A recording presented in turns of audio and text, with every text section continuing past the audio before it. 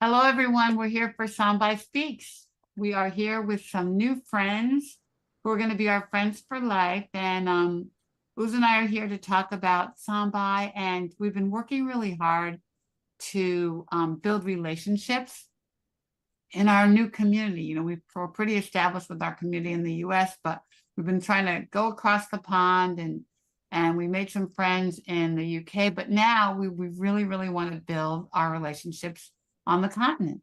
And so I recently was in Johannesburg and met these amazing, amazing advocates there who are doing a phenomenal work in their communities. And so we brought them on our show to talk about it because this is going to be such a big part of Sambai. We're really trying to build kind of boots on the ground in all the cities where our sites are going to be. And after I left you guys, and we'll talk about it, we spent the next couple of days visiting some of the sites in Pretoria specifically and going to the hospitals there to really understand sort of what's going to happen in South Africa. So we're happy to meet you guys and happy to have you here. So let's start with some introductions. So who are you, Zodwa? And tell people who you are. Okay, no, thank you. Thank you so much, Ricky and Uzo, for inviting us to be part of this discussion. So my name is Zodwa Sithole. I work for CANSA Association of South Africa as the head of advocacy. Sounds very, very impressive. But can you talk a little bit about what CANSA does? Because people aren't, just so people know. So we've got different, if I can put it this way, the different departments. So okay. So as CANSA, CANSA has, maybe I must start by saying that, as I've just said, that I'm the head of advocacy. So CANSA has made advocacy the key priority of the organizations in terms of cancer control, cancer prevention, education, treatment, care, and support. So what we do as CANSA, as an organization, we've got research programs. We have also health programs and care and support to those affected by cancer, and also the advocacy role, which is my role. And our main focus is to educate and lower the cancer risk in our country. Right.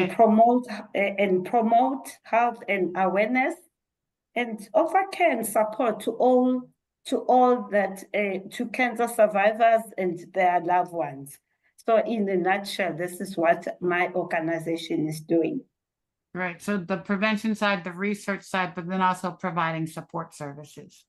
Yes. Yeah. And just to point to highlight that we as Cancer Association, we don't give treatment. We don't. Right. We don't. Right. Yes. So it's not medical, but you provide all the sort of comfort stuff for people. And yeah. Information.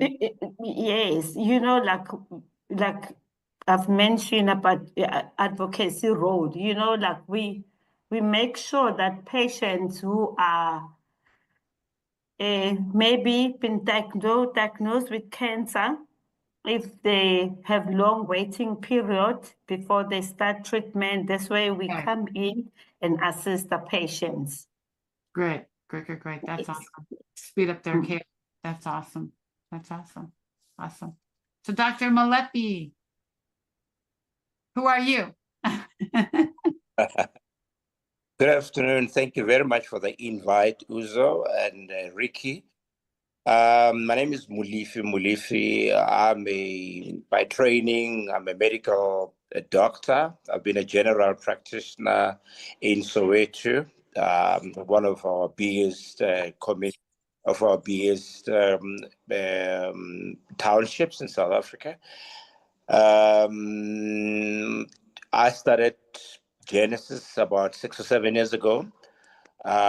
Really just have been influenced by a desire to help out people that I'd seen to be having problems, particularly people that I'd had an introduction with that had, encountered cancer and related ailments. So JourneySys was already started because I sort of thought one could start an organization that could assist with education and awareness raising, because I felt that was really one of the big difficulties that people are encountering, facing up to and dealing with non-communicable diseases in particular, and cancer being particularly one of them, especially because of all the many barriers, whether they be social barriers, financial barriers, or many other barriers. So that's how we really started.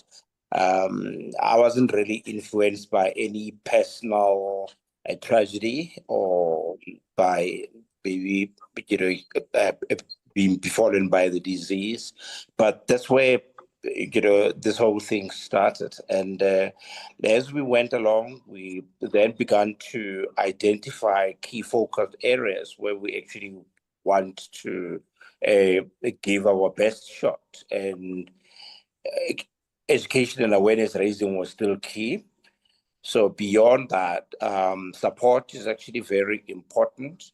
And I particularly, because of my medical background, I particularly always had an interest in survivorship from a clinical perspective. And because survivorship really talks about, that which we want to do, which is to share journeys with people that are affected. So we'd go out into communities, we'd talk to groups of people, whichever way we would access them, would go to churches, go out in shopping areas, and we really would create a vibe that would attract people. So furthermore, we would then go on, and do a whole lot of other work, community work, as part of our, corporate support. Because we would align up with some companies that would allow us to come on board and assist some of their employees. So with survivorship, we do have a dedicated group of some mainly breast cancer ladies that we've been doing quite a lot of work with and for, and focused on essentially, walking the tide with them and helping them to be able to, ultimately improve their outcomes. So that's really the summary. Because as you can hear, we would be looking at the entire a cancer ecosystem, from education, awareness raising, up until seeing some of the people that we're caring for that are coming late in survivorship and perhaps maybe even pre-terminal. So the initiative got invited to by the University of Pretoria to come, and engage possibilities of bringing in an element of advocacy to link up with research, was coming in very handy, because we were also aware that a lot of survivors that we come into contact with, they tend to want to talk about their own personal experiences only in the past. But, a lot of what they do, even when they're trying to raise awareness of other people that they know in the communities, is not really very structured. So we'd always felt that working with the structured organizations within the research space could be able to assist and strengthen our advocacy programs. That's awesome. That's awesome. It was so great that we attended the PACRI conference, which is the Pan-African Cancer Research Institute, right, in Pretoria. And so that's why I met these lovely brainiac people with big hearts. But I think it was great to be able to combine our advocacy work with the scientists. And I think the scientists were very receptive to the work that, you know, you guys are doing and we're all doing. But you know, Dr. Molefi, I have to say, it's very unusual for an oncologist to like say, okay, I'm busy, but I'm going to go reach out to the community because more people need to be made aware of this disease. So that's extremely commendable. And we're so grateful for that, because most doctors don't take the time and give the energy and the focus to educating patients the way that you are doing it. So thank you for that work. You know, both of you guys are really helping. And I'm, you know, I've now just been to Africa twice, and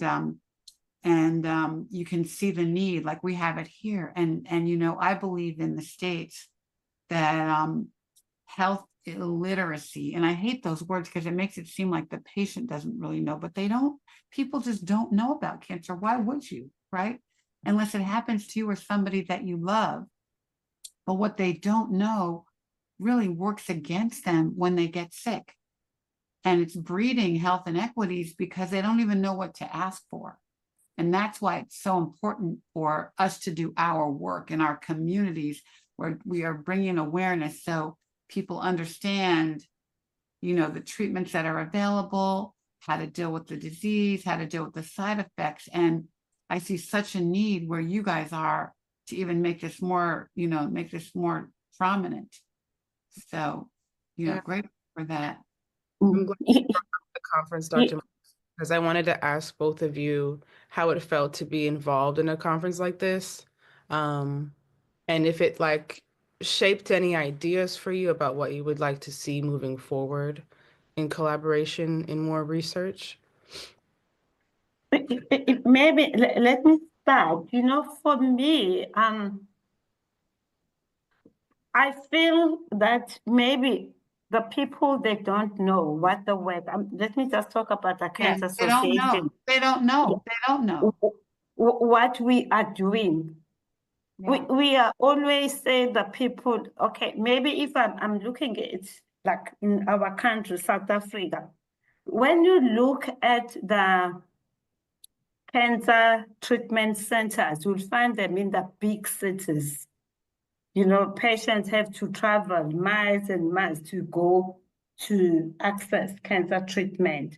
So we as Cancer Association, so going to such a conference, we want people to know the work we are doing, because there's so much work we are doing in supporting patients.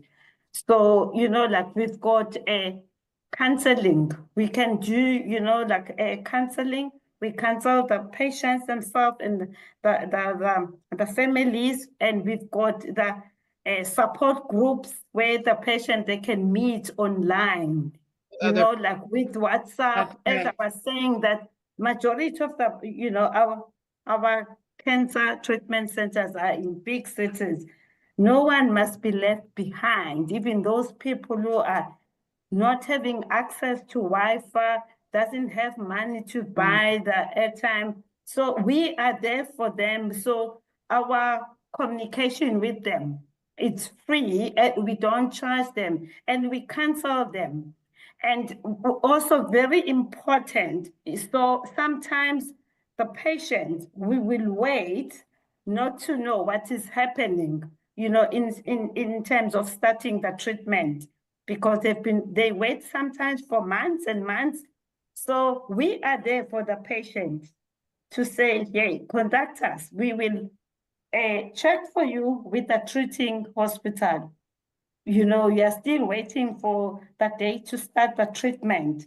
So we will contact the treating, we have built such a good relationship with the treating hospital. They will check, then let us know and communicate with the patient, or themselves, they communicate with the patient. So why for me, are they waiting, Zodwa, because they're afraid, or are they waiting because that's how the appointments work? Like, why are they waiting? It's a very complicated issue, but sometimes you find that maybe the machines are not working. Maybe patient has to go for radiation or chemotherapy or whatever reason. Or sometimes even the patients themselves, they change the numbers. You find that sometimes the hospital try to contact the patient, and that it's, you know, they cannot communicate. Or sometimes one of the things we as advocates sometimes I really want to highlight here, when a patient has been diagnosed with cancer, there's so much information. Oh, yeah, so much. You And it's know, like, so much information, patient doesn't even know. I've seen patients they said I've got cancer, but I'm not sure what type of cancer I had. First day, patients are so confused, too much information. Yeah. What I'm saying, our role as cancer, we support the patient. So they will contact us and say, they said I've got cancer, I don't know what cancer. So we are in between those patients in the hospital and try to find out what was the problem, So I wanted just to say that our services are free to those patients. Yeah, we use 7 South African languages to communicate with the patients. That's awesome. 7 languages. Wow. That's awesome. You're the liaison between the patient and the hospital, and you guide them through that process. That's incredible. That's great. Do you think patients, I mean, I feel like no one really understands cancer till you're in it. You know what I mean? Do you think they understand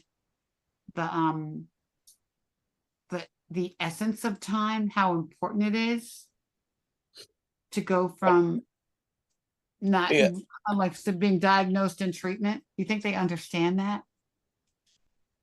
Well, thanks for that. I think from where I'm sitting, the experience that we've had really over the years has been a realization that sometimes we take for granted of what people know.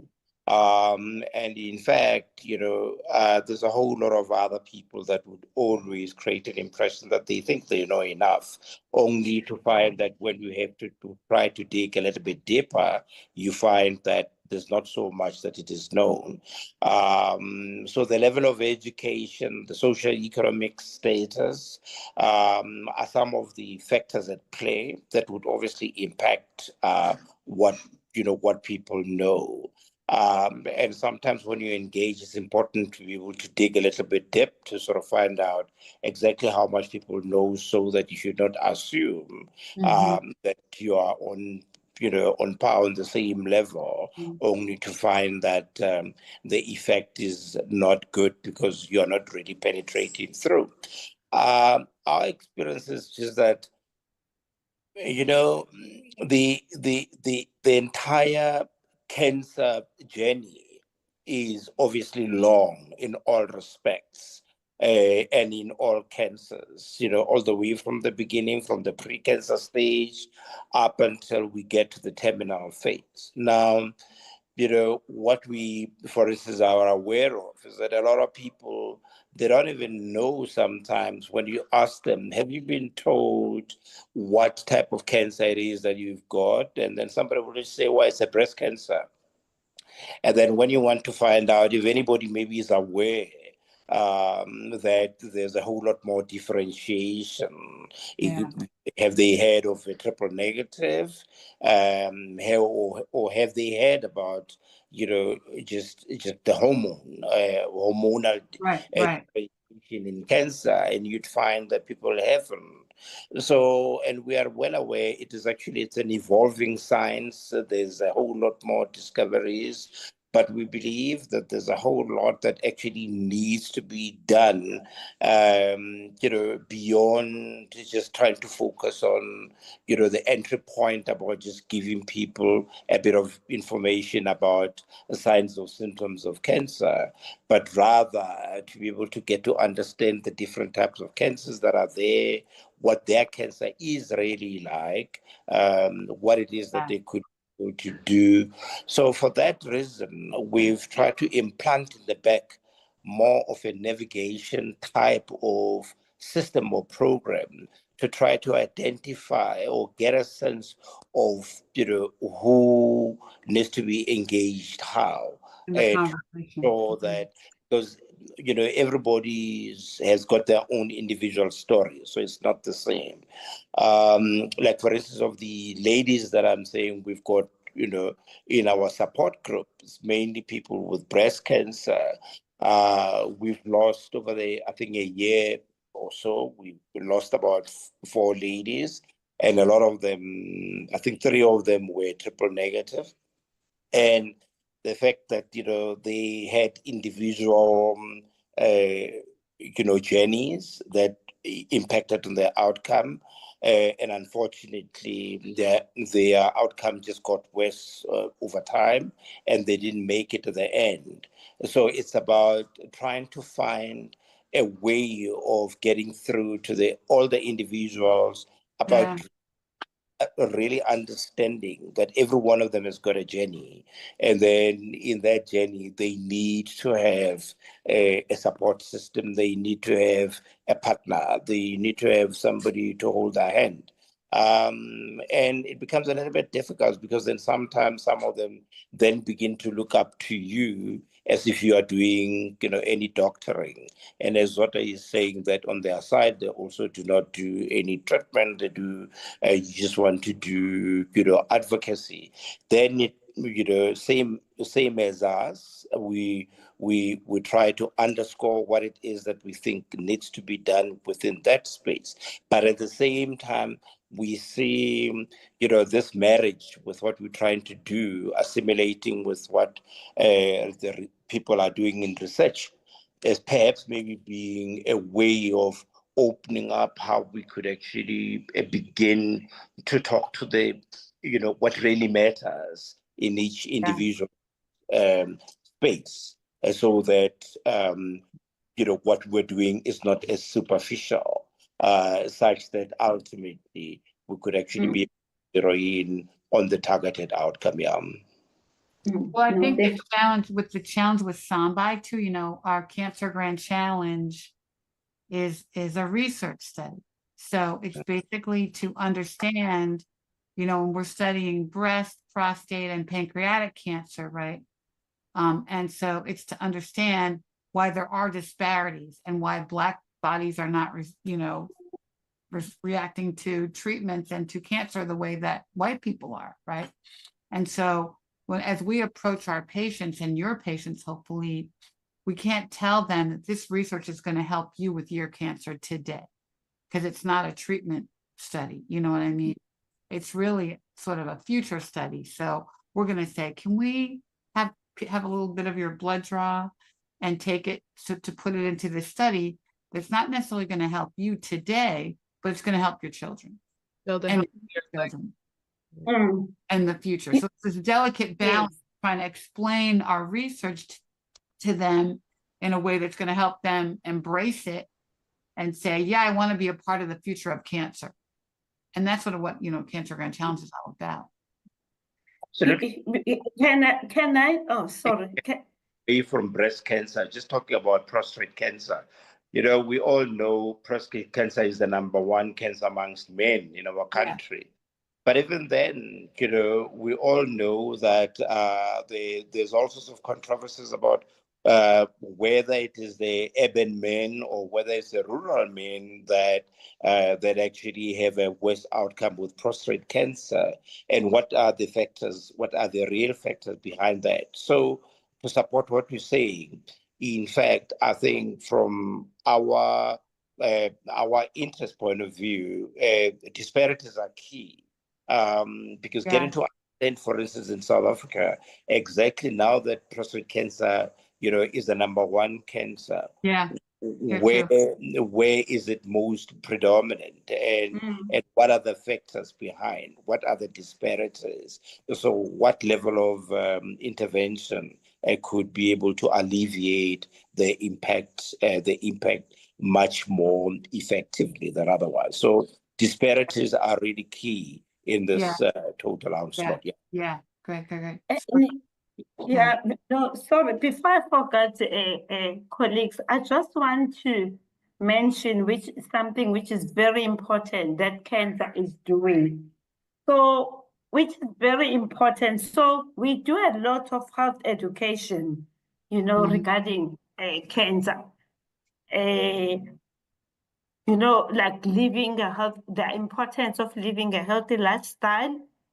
We've got even if you can visit our website, we've got so much information. Yeah, we you have, know, it's beautiful. It's really, your website has so much information about, prevention and awareness and all the things. Yes, and the importance of regular screening. Yes. And the importance of starting cancer treatment early. So these are the things which are really important for us as an organization. And also, if you visit our website, you'll see we've got more than 300 fact sheets, which talks about different cancers, which is, not, you don't need to be like a medical person. You can also read our fact sheet with a understanding. So this is what our main role, we educate the public, and also very important, we work with other partners, advocating and lobby to educate decision makers in our country on the necessary changes needed to protect the public from non-carcinogen or cancer-causing agents. So this is, I'm just summarizing also the important things that we are doing as an organization. Zodwa, is there a cancer that CANSA sees more of? A cancer type do you guys see a lot of breast like Dr. Molefi's organization? Okay. So we as CANSA, we work very close with National Cancer Registry. National Cancer Registry in South Africa, they deal with the statistics. So we prioritize our work according to the statistics. The last statistics, it was 2022. If I can share with you the top 5 cancers affecting both male and female. So when you look at male, the top 5 is prostate, colorectal, lung, melanoma, non-Hodgkin's lymphoma. When it comes to women, breast is number 1, followed by cervical cancer, also colorectal, uterine, and melanoma. So wow. It changes, as I've just said, we work very close with National Cancer Registries. So of South Africa, it's the part of the Department of Health. So we work very close with them. So we change our priorities in that part of our health education, depending on what are the top 5 cancers, but for now, this is what these are our top 5 cancers, yes. Do you do events in the community? Sorry? Do you do events in the community? Like, do you have walks or do you? Yes, we do. That's our main goal, to be visible. Okay, great. At that level, at the community level. But because of funding, we are thin on the ground, but we try our best. So we work with many volunteers who are really supporting us at that level. And CANSA's got a volunteer department where we train our volunteers, and they're the one really who are. We do have staff on the ground, but our cancer volunteers are very good in supporting us or to be visible at that level. Yes. That's awesome. And Dr. Molefi, I know you're doing some events in the community, right? Yeah, Ricky, I think for us, what's actually a bit important for us was to try to strengthen the presence on the ground, and I think we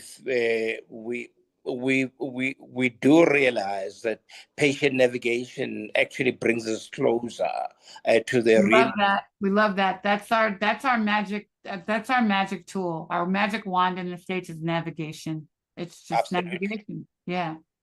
Yeah, absolutely. So I mean, we especially when it comes to issues of disparities, because in fact, maybe I'll just make an example. I mean, it is well written in all sorts of literature that the breast cancer in particular, if we to take breast cancer as an example, the greater majority of people are discovered late. But we all know that the first world, it is people that are able to afford mammograms and all sorts of screening imagery that are able to pick up. But reality is that on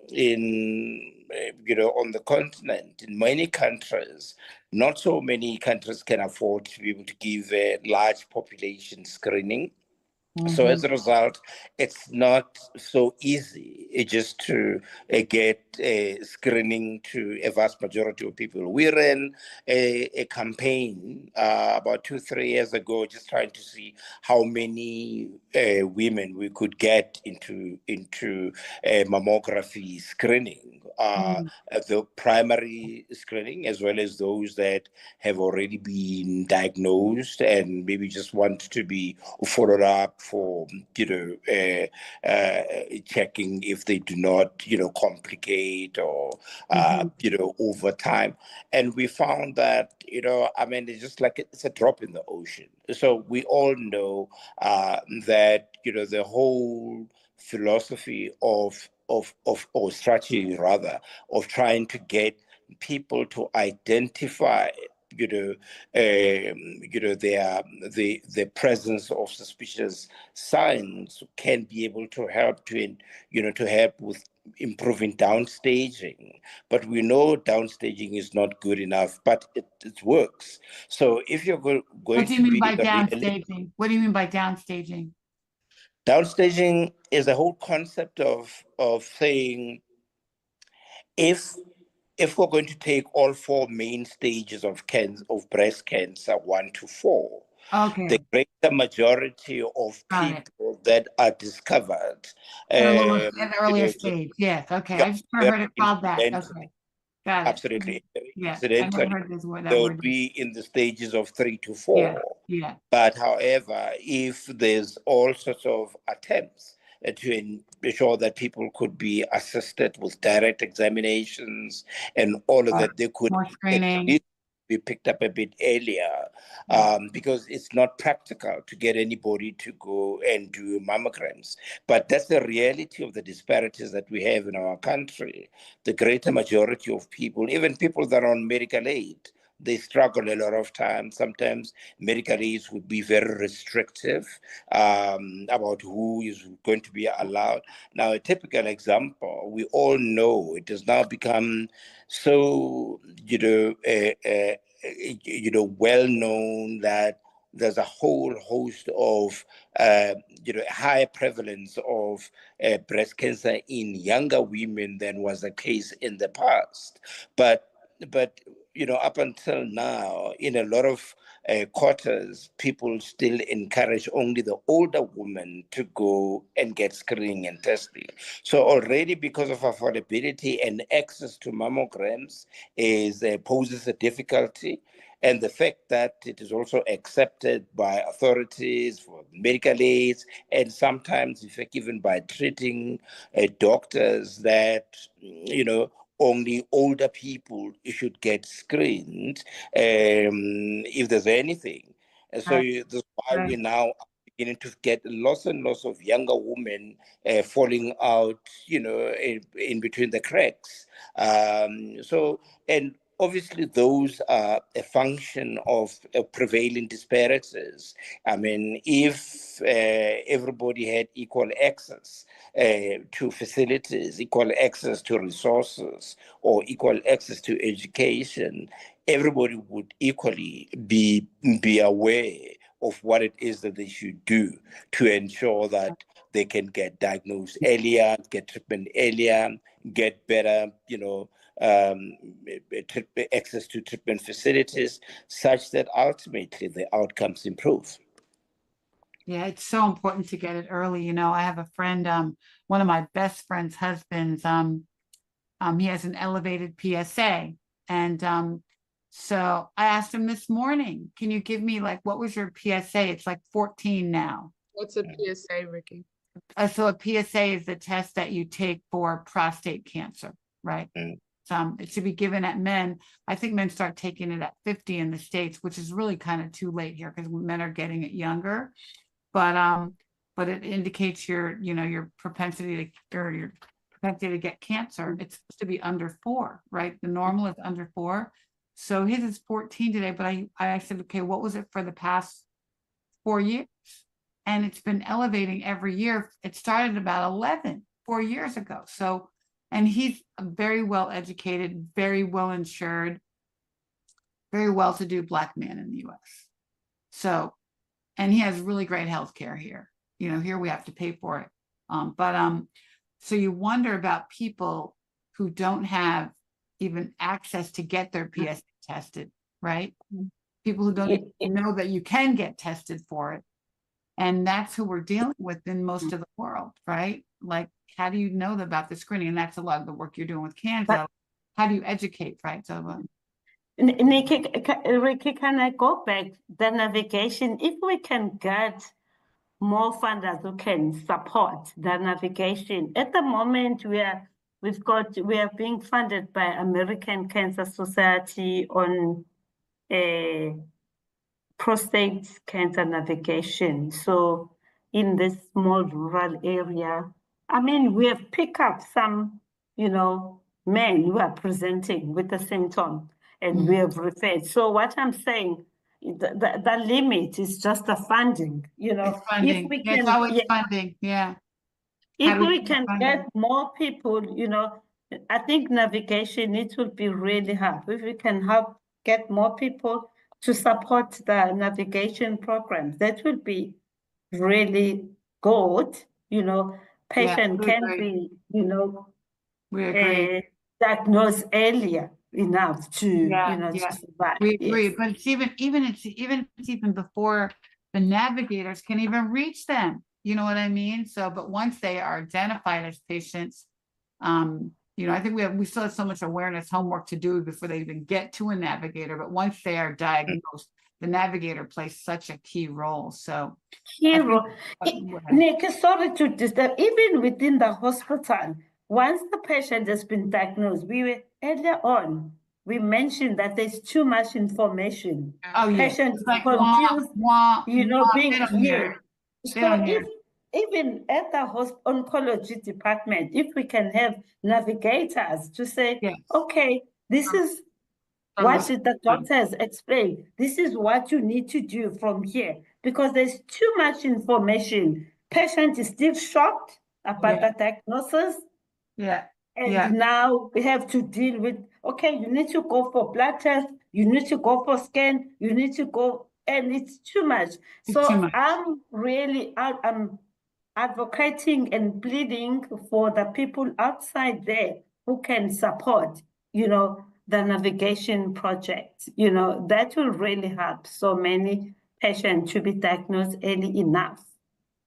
Do you think that we should, and I'm saying this like, I think we should do this, is even work through navigators to help us do the sampling for Sambai? Like, as we start to talk to patients, do you think it's better for us to approach them with navigators or with other patients, or like, who's the best voice, do you think? Because we're thinking about making a video that we can kind of put on a QR code.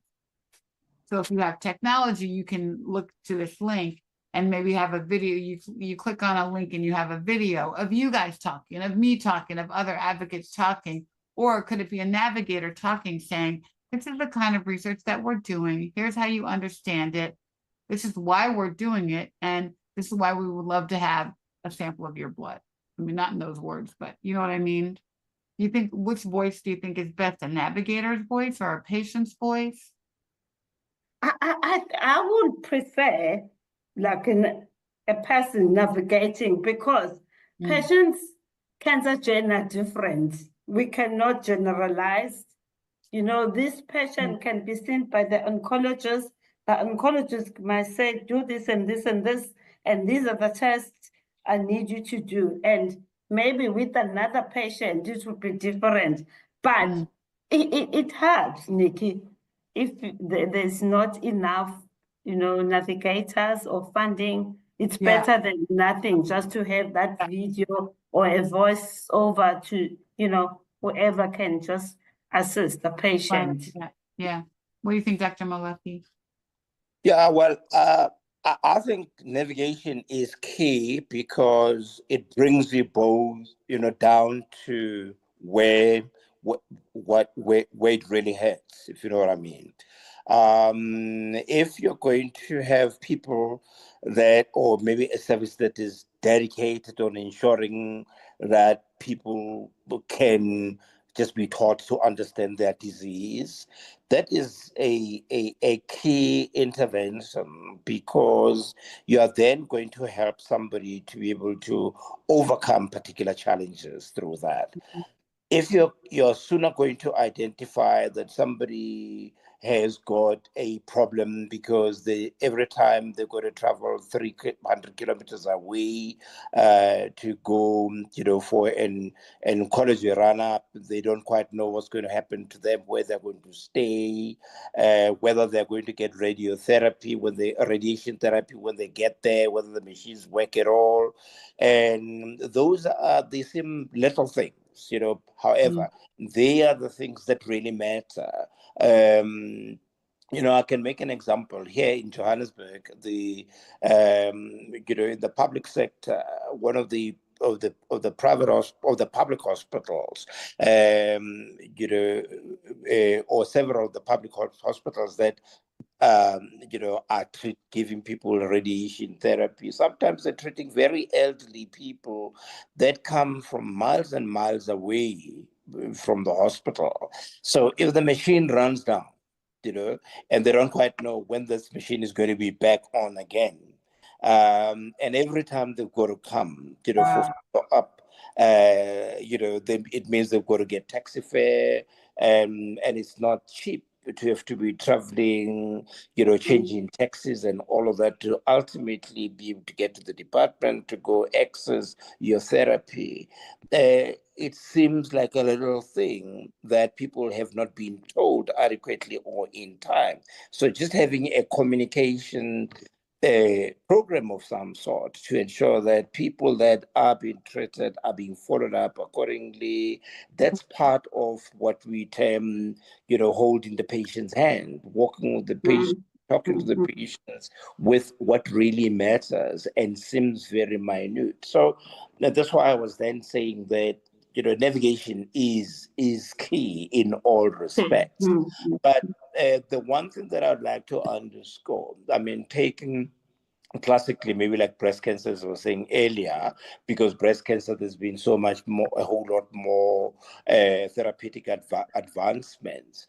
And I think, if there's some technological apparatus that is there to assist in helping to hold, a patient's hand, getting every one of these patients, let's say even survivors, even those that have been on therapy already, make them aware that there's some of them where the disease could come back, and there's some of them that could complicate and it gets worse, and ensure that you could be able to reach out to the patient. The other time there was this patient that she all of a sudden started complicating. She went to hospital. She had already been treated for years in one of the big hospitals, and then she started complicating. And then I said, "Why don't you go back to hospital?" Which she eventually did. Once she got to hospital, she was just told to go back home and come back, when it's her appointment date.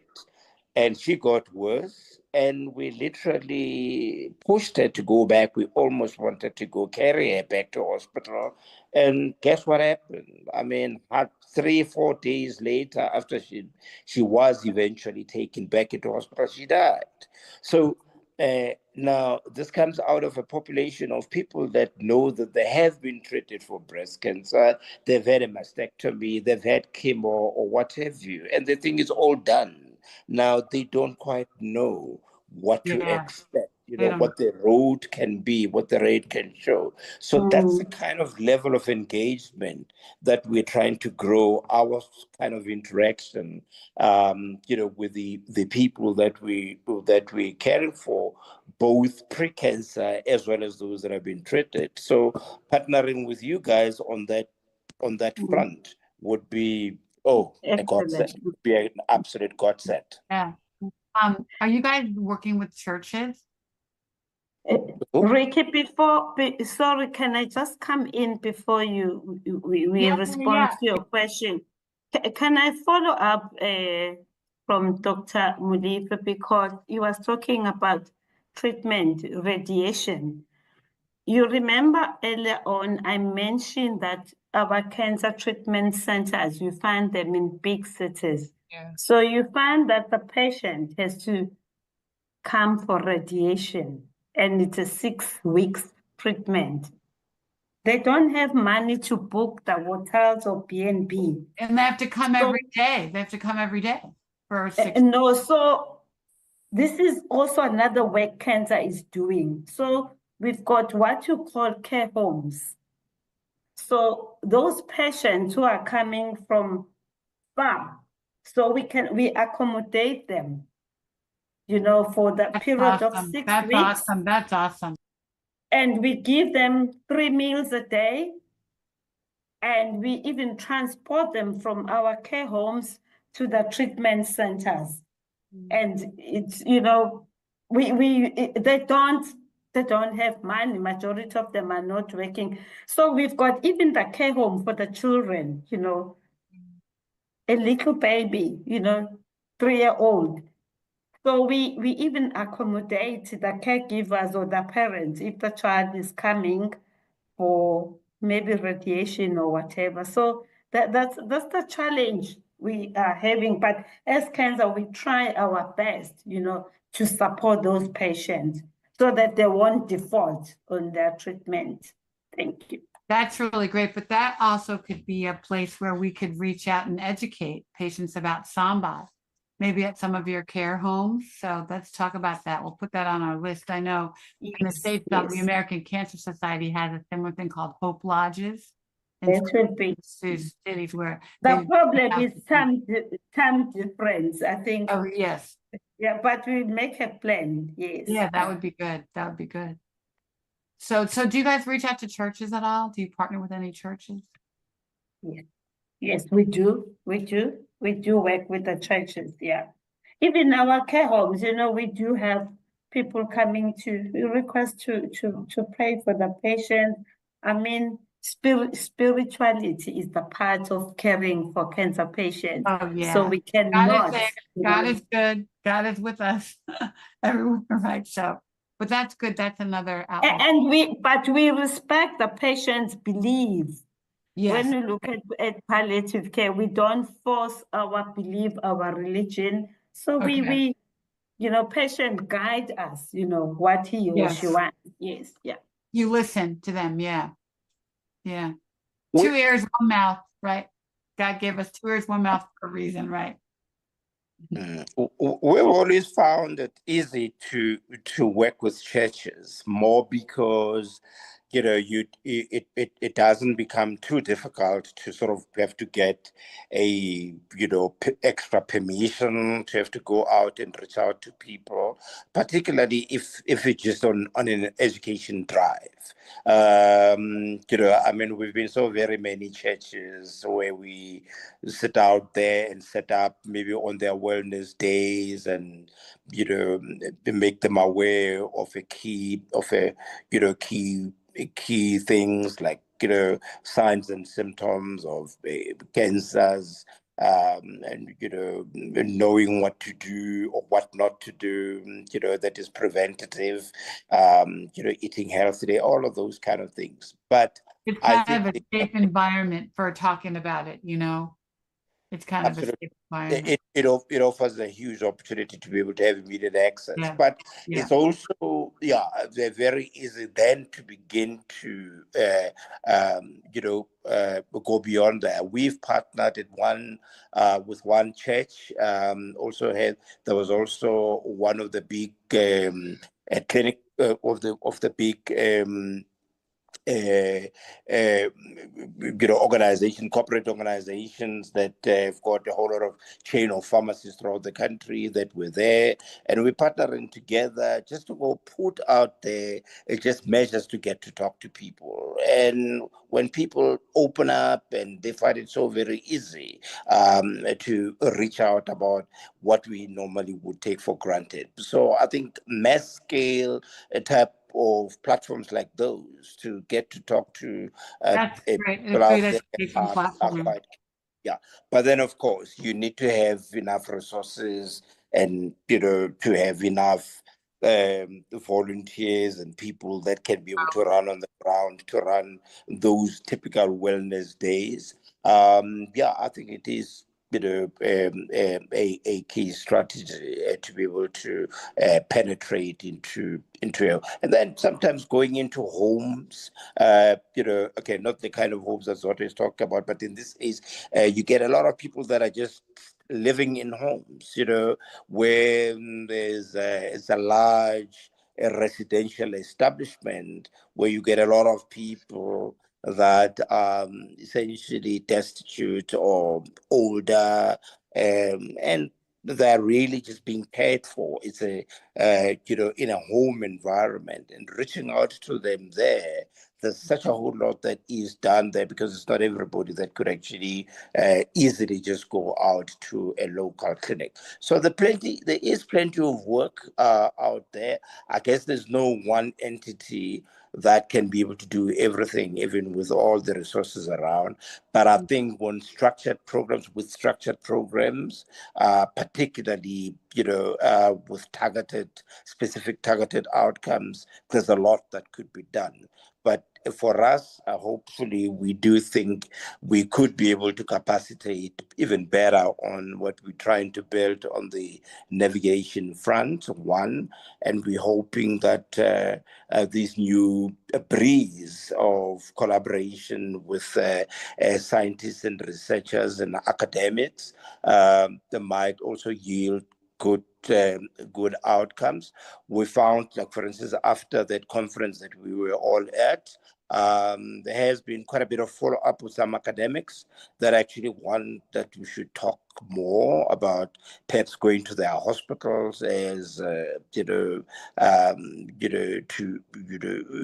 go find a way of fitting in with their ward rounds and all the clinical work that they're doing, such that we could actually be able to put in through and strengthen the advocacy to enhance what it is that they're doing. So plenty of opportunities that seem to be there. I guess it's a question of prioritization on the basis of what is most important and what resources allow. And what a successful play. Yeah. No, All right, so we're going to come back to you. Yeah, go ahead, Uzo. I was just going to say in advocacy, and you mentioned so much, but you still felt like there's so much we're not doing, and I think that's what it always feels like. There's always so much more we could be doing, but I love the connection to places of worship because so many people go to their pastor or their priest first. They might be the first person when they get a diagnosis that they go to, and just kind of equipping that pastor or priest or whoever it is in that place of worship with some information about cancer, kind of giving them the basics education, and then providing the resource of your organization so that they can continue to reach out and receive support. It's so crucial. So I love that connection. And I also thought about going into, as you said, going into homes, like getting into a village or a compound, because there are so many generations there who are probably sitting with disease and have no idea. So like being able to reach a village where there's several grandfathers and grandmothers there and aunts and uncles, and being able to touch that entire family is just so impactful. It's great. Absolutely. Yeah. No, I think we would embrace, I guess, maybe, any commonality that could enhance an ability and capabilities to be able to extend. We've been trying to find, the best technological apparatus that we think could actually assist us to reach out, because we see that as actually being perhaps maybe a way of being able to overcome, barriers. Like, for instance, I mean, we're aware of some local clinics where patients go to want to get assistance. But when they get close to the clinic, they just chicken out. they can't go further because they're scared of approaching nurses or being scared, yeah. scolded by sounding out of 10 or something. So if there's a way in which patients could communicate with the clinics and be able to, report some of the symptoms, and it could actually make it a little bit more streamlined such that when they do get there, they do get seen. Ultimately, I think it could actually, bring about very, very a big outcome. So we look at navigation holistically in all the way from, as I said, from pre-cancer all the way till we get through to the end of survivorship. And we think about the one thing that can put it all together is technology. Yeah. If I can I just, sorry, thanks, Dr. Molefi, can I come in? I always say that this is what we are advocating for now, that we mustn't wait for the patients to come to the health facilities. There need to be education at the community level. The community care workers who are working. Where they live, in their homes, where they live. So this is what we are doing as CANSA now. Like with those top 5 cancers. So we are advocating that cancer should be on the screening tool if the community healthcare workers going out to the community. If maybe an elderly man or a man complaining that, I don't sleep at night. I go to the toilet. I don't know how often, then it's a drop. It should ring a bell to that caregiver before the patient goes and report to the clinic. The caregiver or community health caregiver should say, you need to go to the clinic. An elderly woman who has menopause, if maybe an old lady say, I've started to bleed after menopause, it should be, that's why I'm saying, Dr. Molefi, thank you for what we have just raised that, but let's go down to the community. We mustn't wait for them, to come to the clinic. Yeah. So if we can have that education and, yeah.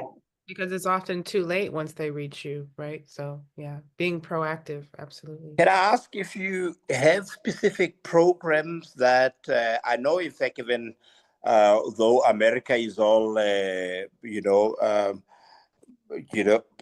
not all urban. You still have some, rural areas out there. And from the bit of discussion that we had when you're down here, Ricky, you did tell me that you still do a bit of work even out in some of your rural areas. That do you have programs that are structured to do more rural or community work that perhaps maybe we could,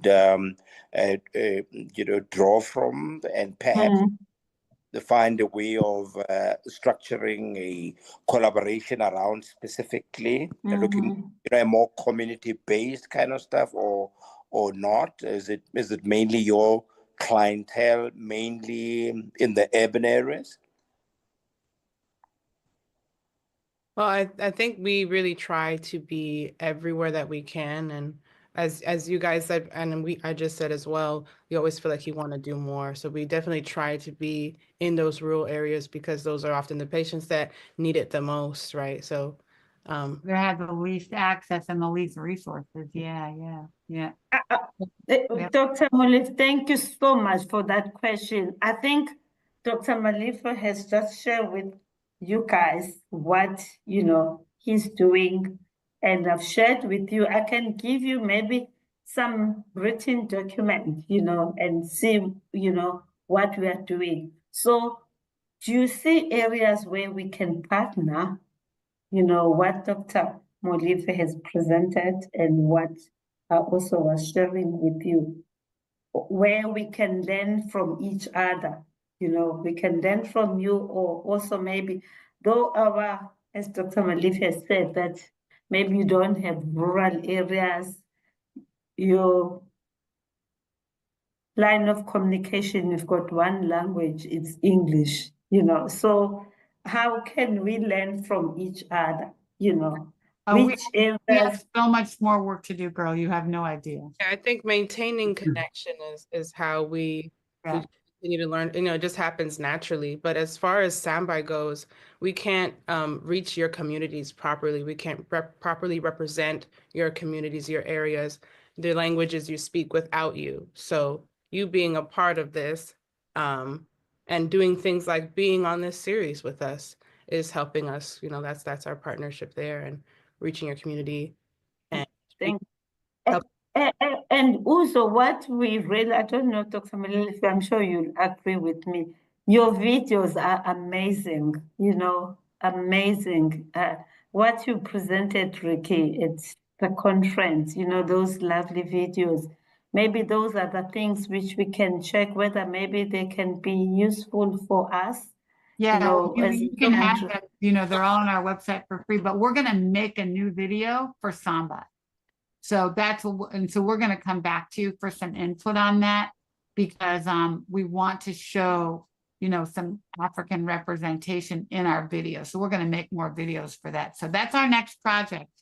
So sit tight, but I think we're a little out of time. So thank you so much for your time today. Thank you so much for your insight. Thank you so much for the work that you do. And we have much more work to do together. And we are going to come back to you very soon. And then we'll bring you back on the show after we do some of this work and say, look what we did. Yeah. Look what we did. All right. So we're so grateful for you to be our friends and in our family. Once you're in our family, you're stuck with us. So you're stuck.